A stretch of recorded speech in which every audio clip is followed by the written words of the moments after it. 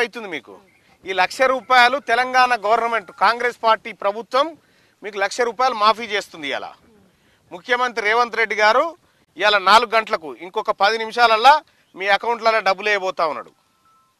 ఇక బ్యాంక్ వాళ్ళు వచ్చి మిమ్మల్ని అడగరు మిత్తి ఏమైంది అసలేమైంది అన్న లొల్లి లేదు. మీ అప్పంతా ప్రభుత్వమే కడుతుంది. సరేనా? సంతోషమేనా? మీరు తెచ్చుకురాక్క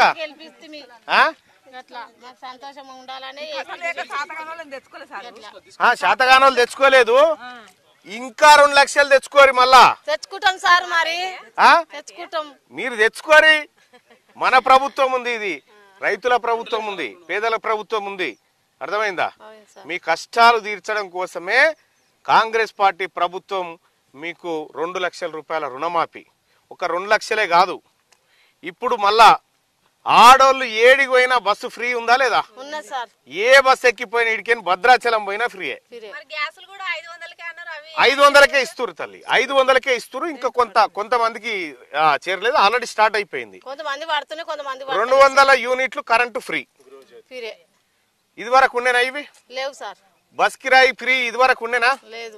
ఒకటేసారి 2 లక్షల రుణమాఫీ అని ఉండేనా? లేదు. ఇప్పుడు కాంగ్రెస్ పార్టీ గవర్నమెంట్ వచ్చినాక చేస్తుంది ఇవన్నీ.